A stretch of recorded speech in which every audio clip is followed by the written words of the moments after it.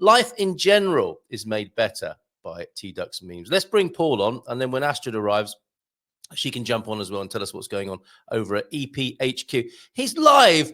He's our on-the-spot reporter in Central Portugal. Let's give him a nice big round of applause.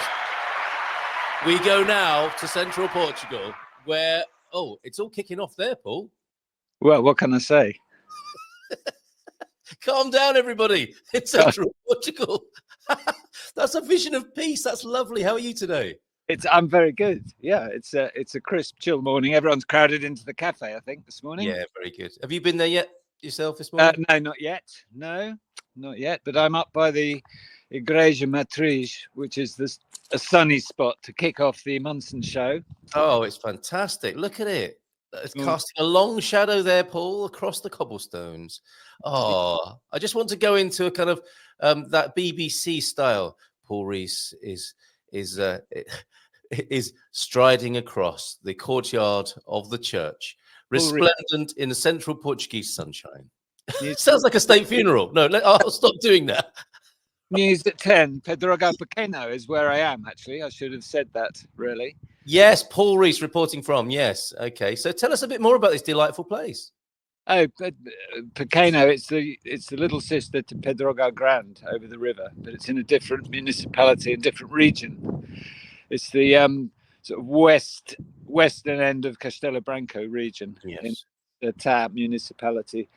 It was, I think it got its foral in 1450, and it was a Roman settlement, and it's because it's right on the river. What is a foral, Paul? Sorry to interrupt, but what is that? I think in the UK we call it a charter. Okay, yeah.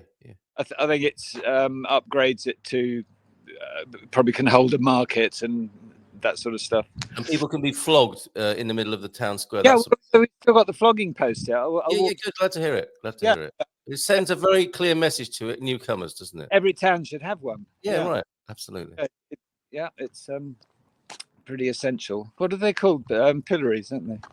And is this hence the verb to pillory somebody? Well, I never. The things we learn with Paul Rees of a morning. Is Pequeno? Sorry, what are we calling it? Pedrogao Pequeno. Is that the place where they have the Sunday market, the delightful Sunday market? Yeah, there's a farmers market out the back of the. Yes, I've been to that. Really enjoyed that. That's good, actually. Yeah. If you want all sorts of improbable goods like ill-fitting hats or sturdy leather boots. Yes, I got myself a mattock there, I think. Well, what can I say? Mattocks. Yes. Cool. So I'm walking down now to the old market square. Yeah. Which is. I'm going to put you on full screen so we can see this. Okay. Yeah. This is the old market square. You've got the half of it. That half you're looking at was demolished by the local powerful family and rebuilt in the early 1900s. Wow. So the shop over there is, I think, 1914, and this big building here with the green doors, 1910, something like that. This has just been bought actually by this one here, the green one. Yeah. It's been bought by an American couple. Beautiful. Rise above my head, who will move here in a couple of years when it's finished being done up. So it's just had the new windows put in. So it's being managed by a Dutch couple, friends of theirs. I see. Right, okay. A complete rebuild. And then, what else we got? We got the old photographic shop. No. Yeah, it's great with the Agfa sign. Oh, brilliant! This has been bought by George, and George is going to turn the ground floor into a cafe. Oh, lovely! And do a logimento locale above. He lives in a village nearby. Fantastic. So, what else we got? Oh, here's the that's the pillory post thing. Yeah. Okay. Been moved twice. It's been destroyed a couple of times or broken up. It. Really, by miscreants who thought, if I destroy it, I can't be tied to it anymore. Well, I think, as they say, alcohol had a large part to play. No. Yeah. Right. So so this is the little old square, half old, half new. Very nice. And the Vidigal family have ruled this town since old man Vidigal made a packet in Brazil. Right. and came back and built the big house down on the main road. And then his son followed him to Brazil, built another even bigger house just to outdo his dad. And that's just sold. That's been empty unused for years. But that's just been sold to Portuguese from Cascais. That's a big mansion. That's sort of 600-700 grand's worth. Really? Wow. Yeah. And behind is one of our properties, Casa Adelina. Casa Adelina. There we go. Adelina Petrosina was the town nurse for about 40 years. So everybody knows her. She's buried up in the cemetery. The hospital, I'll walk up to it in a second. That's wonderful. Well, we'll give you a chance to do that because we'll have a chat with Astrid while you're making your way up there. And we're going to have a look inside the house, aren't we, today? Just quickly, it's full of sturdy workmen, but that's good. Okay. Well, some people like that sort of thing. Jackie might like. What can I say? Okay, so shall I have a chat with Astrid now while you make your way to the next location? Yeah, I'll do that, and I'll walk up. I'll be a minute or two. Yeah, that's great, and lovely to see. I mean, it's almost like in real time we're seeing life come back to a Portuguese village that might have been a little bit deserted and barren previously. Yeah, it was. I mean, when I came here 4 years ago, this was dead. Yeah. Adelina's house hadn't been lived in she died in 2002. Nobody had set foot in it. It was like a time capsule, but it was, it had leaks. It had the whole inside's been removed. So yes. Actually, we could go in. Definitely happening, isn't it? Something is definitely occurring right now. We could go in next if you let's go and have a quick look. Astrid will be with you in a couple of minutes. Let's have I'm sure Astrid won't mind a little tour around Casa Adelina, because this should be on Kippertree at some point soon. This it could well be, yeah. So it starts again. Yeah, the outside's been completely redone. It's got this Station of the Cross number 2, which I think is Jesus picking up the cross. Or I'm not very good on religious iconography, but you would walk around the village and have a lot of contemplative walk and see the various friezes and murals around the village, would you? Yeah, you can. There's 1, 2, and 3 in the old town. Then it goes up the hill to the chapel right up on top of the hill next to Montana Hotel. Beautiful. So you've got more modern ones. I mean, the tile work on this one is contemporary, but the actual space was put in 1865. Yeah. I know that because it says so, but I wasn't here, obviously. No, he came a little bit after that. And you weren't tempted to knock it out and put a window in? No, absolutely not. I'm joking, everybody. No one should ever do that. It was a joke. Right. Whoops. Okay. So, we're going in. So this just had its oh, lovely flooring. How best to see this. Yeah, it's just had its wooden floors put in, top and bottom. Very nice. And a stairway and some basic lighting. It's doing another. At the end of the week, this will look presentable for sale. Well, we get the picture, Paul. It's coming together beautifully, isn't it? Look at are those stone mullioned doorways there? Yeah, it is. Yeah, wow. Indeed. So that's beautiful.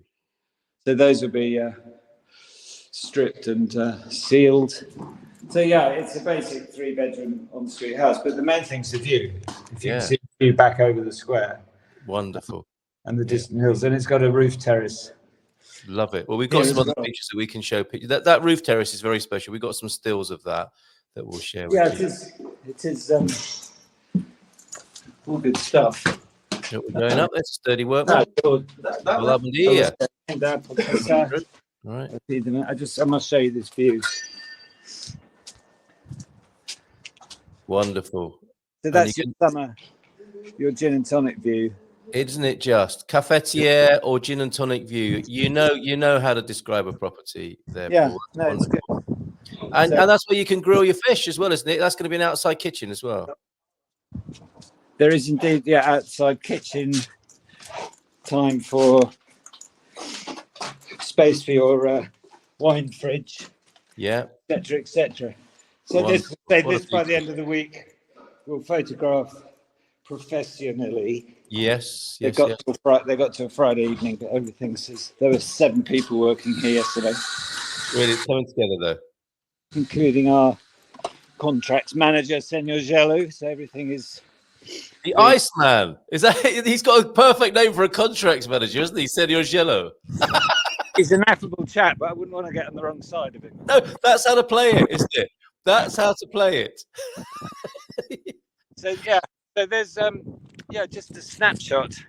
Wonderful. Thank you very much for that. We will come back to you then. Yeah, when you're in the other side of town, is that where you're heading now? Yeah, I'm going to wander up to the to an older part. Right. Lovely. We'll have a bit more of a chat with you then, because I think people will want to know how you managed to get a property delivered on time. Okay. So you might have a bit of advice for people in that regard as well, which is clearly what's happening there. Cheers, Paul, for the time being. All right, there he goes. Thank you, Paul. Right, let's bring Astrid. Well, that was delightful, wasn't it? And I think enjoyed there by Jackie. Certainly loves the piece of the Portuguese villages. Oh, where have I gone? Oh, there we go. All right, cheers. Have a great day, Astrid. Ciao, ciao. All right, bye. Right, we'll swap them over. And we'll bring Paul back onto the screen in a new location. The magic of television. Yeah, so still in Pedrogao Pequeno, but I'm at the other end of the village. How big is it then? How many people live there, would you say? Oh, I don't know, 1,500, 2,000, something like that. Oh, really? It's as big as that? Right, okay. Well, maybe I'm hopeless on numbers like that. Right. Because there's the municipality, the freguesia, and the actual town. Oh yeah. Okay. I'm behind me is a 1703 chapel. Just to give relatively modern in terms of the town. And it's nicely preserved. It's got a tourist sign that says all about it. Opposite is the shame of the old hospital. Oh, which has been allowed. There's dispute. There's whenever anything needed to be done to it, it's down to the freguesia. Whenever anything positive happens, it's owned by the church. So it's one of those. Oh dear. Right. Okay. How big is this building then? How many people would have been able to, roughly speaking? I mean, it was a village infirmary, was it? Yeah, I'd say it's a very good description. It looked like there was maybe a dozen beds. I mean, okay. Cottage hospital. Yeah, it is absolutely. Yeah. But this is what happens when places aren't looked after. It's completely stone built. Yeah. And the weather gets in when the roof goes, etc., etc. Nobody gives a flying, and this is what happens. Nature is taking it back. But even in terms of buying this now, it's almost impossible because nobody can agree. It's really? Yeah, it's like dog in a manger, even though the manger's been trashed. Yes. Yeah, it's very strange. That is odd, isn't it? So what is the ultimate prognosis for that and many other properties like it in Portugal? Will the government have to step in at some point and say this is ridiculous? Well, there's the two schemes. There's the government-owned properties, a lot of which are former government buildings that were actually used, or they're seizures in lieu of taxation or social security, whatever. So, as we know, there are tens of thousands of them. Yes, we're making a list. Actually, the public made a list for them. And they still can't agree on the total. Financiers have one figure, government has another. But those are gradually being dripped onto the market. I see. Things like this, because it's owned by the church, run by the freguesia. Yeah. Who knows? It's Santa Casa Misericordia. They're not bothered. They've got loads of money. Yeah. And it's a shame because it is a shame. It's definitely part of the history of the village. Yeah. And the freguesia want to make it into a tourism centre or something. Well, it's right on the edge of town, so that won't work. Right. So I think they should sell it to a sensitive developer with certain restrictions. Yes, they then might fund a tourism centre in the middle of town. Well, it could be a logimento locale, the old hospital. It's not beyond the wit of man to repurpose things like that. But for as long as they're not for sale, nothing's going to happen. And they just correct. Tourists come and say, why does Portugal let its old buildings fall down? Exactly. That's a YouTube channel. Oh no, it already is. Yeah. And they're quite right. Yes. And it takes private equity. There's George, private money, us, private money, the Americans, private money. That's three substantial buildings on one small square. Yeah. Of people who put their money where their mouth is. Yes. And the funds are available, but if you can't access nice old buildings because of bizarre either inheritance laws or people really not wanting to sell because they don't have to. It's not banging on the church's door saying you must sell this or the poor will starve. Yeah. Yeah, it's a tricky. It is it's a pretty pass, isn't it? As we might say, of a certain age, it really is a pretty pass. It's a deadlock, isn't it? That it's not helpful. No, it's frustrating, and the politicians bang on when pushed about, there needs to be more housing for the poor and all that. It's so easy to resolve, and they just don't bother doing it. And so it's down to private capital with some state intervention. This housing crisis that we keep hearing about, yes, would be pretty easily resolved. But it is the thousands of buildings that are locked in a sort of time safe. Yes. That would find willing buyers and willing developers and sensitive developers. But no, they just sit there through another winter and more stones fall off. And it's a real conundrum, isn't it? And when I think 2 years ago, the thing you were talking about, the housing crisis and the initiative, Mais Habitation, they said, we're going to take properties off errant landlords, only to discover that they were the most errant landlords themselves, right, and had the most empty properties that they might release onto the market. Yeah, no, it's been a political farce. And there's no real intent to house the poor, even though it's constitutionally, it's in the constitution that everyone will be housed. It's quite funny that they're bitching yesterday in the press that of all the council houses, which there aren't that many, 2,500 are in arrears and are being evicted or have been evicted. And what is the point? Right.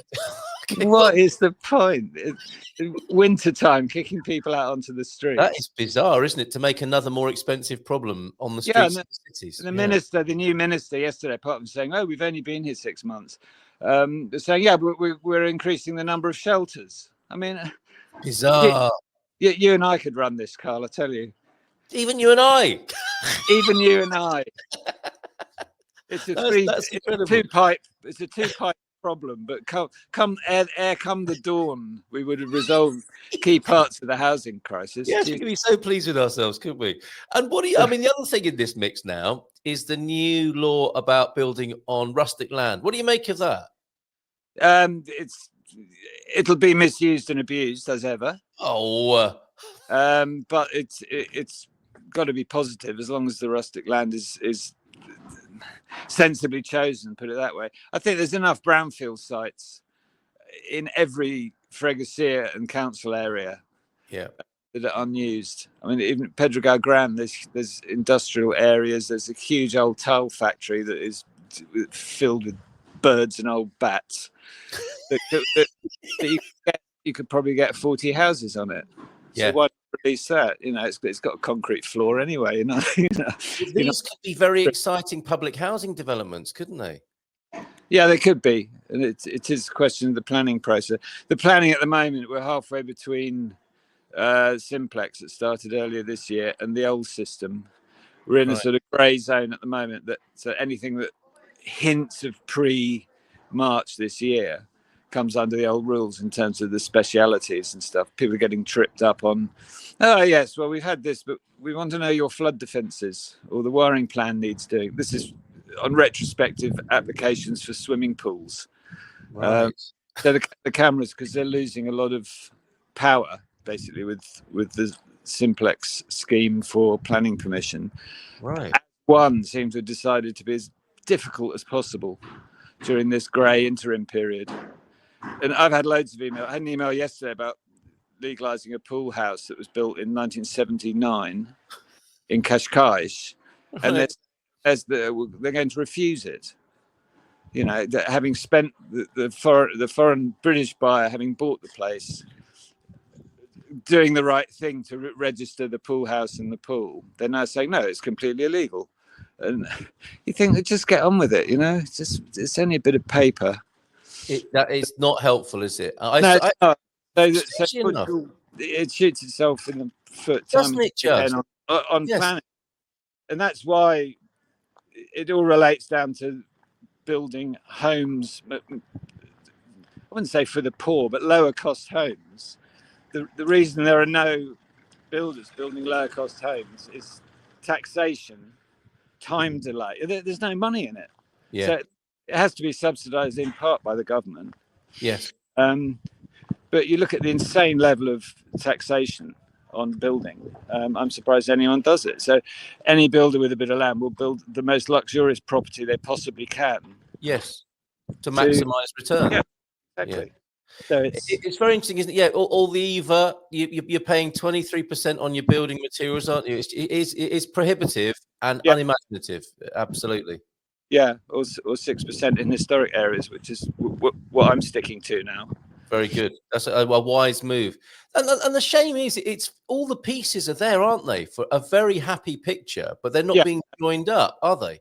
Yeah, and there's enormous goodwill, and there's intent, and there's foreign money. I talk to investors, I talk to funds, I talk to big business investors about the market and what can they do, how can they get involved, and they go away and do their due diligence research by Google and by talking to other people, talking to business owners in Lisbon and Porto, and they come back and regret that until the system speed themselves up. Yes. Why would anybody invest in major projects? So that's sad. It's very sad to hear that.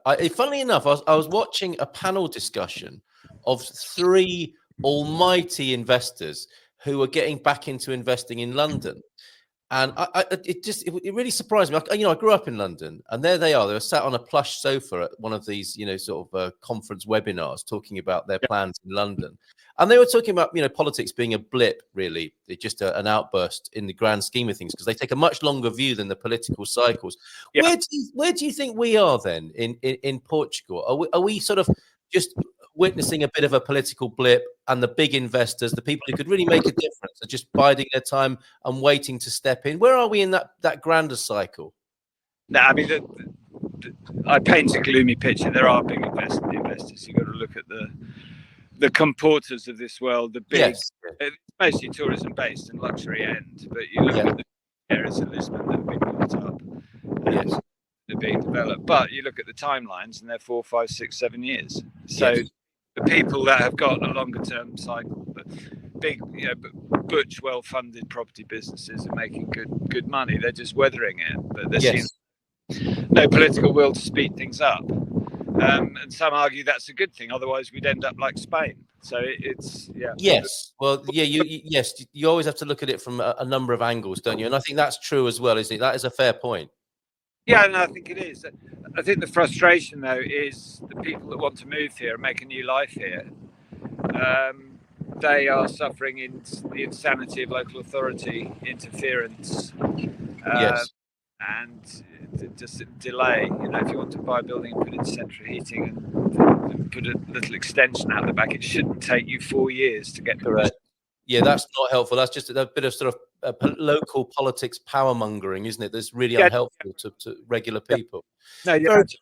All right, we've got a few more minutes together, and I'd love to show the pictures. If you could get in a more shady position, you seem to have a bit of a wind problem at the moment, Paul. So God forbid. Let's have a look at a still of Casa Adelina. It's an absolutely beautiful and not imposing, but you know it's there, don't you? It is a vital part of the local scene, isn't it? Right there. Yeah, it's early 1800s, I think, the main building. The one section may be slightly older, but it's a solid old girl. Yeah. Right, and it looks like you can drive a BMW down the lane next door, which apparently, which is very terrifying, I think, for a lot of people who are new to the country. But someone's done it there. It is possible, and hopefully, it's not one of those lanes that gets narrower and narrower the further you drive down it, which is a truly terrifying experience here in Portugal. There's the overhead view, and you can see it, can't you? You can see it's yellow angles right there on the corner. And the terrace at the top. And your terrace. You described it as the gin and tonic terrace there, didn't you? I'm thinking of grilling fish up there and a Sunday cafetiere of coffee while the church bells are ringing. Absolutely central location. Absolutely wonderful there. And a bit of detail from inside. Beautiful floors. I was trying to figure out, is that like an oak or a pine that you've got there? It's a hard pine. A hard pine. Very pale, isn't it? Very nice. Yeah, it's yet to be sanded and stained. When they finish running around and fixing stuff, then the last thing is to sand it and stain it and walk away for a couple of days to let everything. Love it. Really, really looking good. Another detail from inside. Yeah, then the floors will match the doors and windows. One lighter, but it'll be extremely tasteful inside, and it's cheaper to buy than a new house. Yes, well, we haven't said what it's going to be on the market for. Would you like to share that info with us? Yeah, it's 275,000. That works out about 1,400 a metre, which in this day and age you couldn't build it for less than 2,000. So fantastic. Effectively a new house. It's central heating and new roof and fully insulated, etc. And some proper history right there. Yeah, it is. Yeah, and it's for I would say a second home or a full-time home for somebody. There's no garden with it, but a really nice terrace. So which suits many people, especially if it's second home or holiday home. You quite right. Worry about pool maintenance and Joao doing the mowing. Correct. Yes, you can just put a pot plant up there, can't you, on the balcony there, and that will be your garden or window box. And I intend to. I have the pot. Yeah. Do you really? Oh, you and your pots. You've talked to us about your terracotta pots and clay pots before, I believe. Well, one of our investors, Adam, is extremely keen on doing up old pots that I sort of pick up from places that we buy, and we've got getting quite a collection together now. Actually. Okay, all right. So it's a signature of rural properties, the plant pots. The nicely redone. It's still slightly distressed, but redone. Of course, like all of us. Indeed. Still slightly distressed, but showing a hell of a lot of character at the same time. One more thing then. I'll give everybody the link to your website, which is rural-properties. And this thing about Senor Jello, you run a tight ship with his help. You've got this delivered on time by the sound of it, which goes against the grain here, doesn't it? To use a construction pun. Yeah, I mean, at the moment, we've got 7 properties we're working on. So it is a question of, it's not who shouts loudest, but it's quite a skill to trying to develop them all in parallel. Yes. Then if we get a buyer, we've got a buyer for a big property in Pedrogao Grande.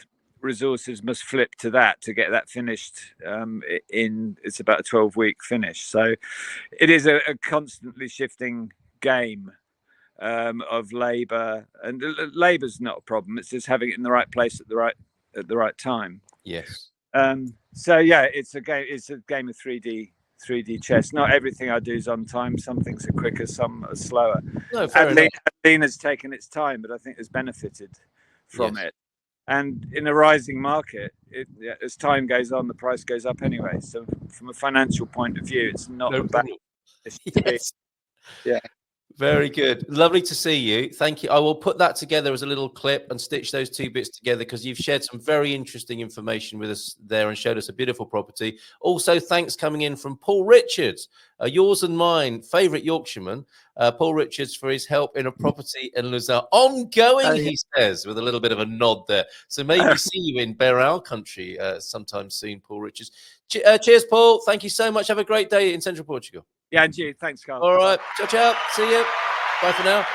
While our back was turned there, hundreds of comments coming in and true stories like what a beautiful property, and questions from Linda, the OLP, as well. So we'll make our way through those as we chat with Heather Binder now.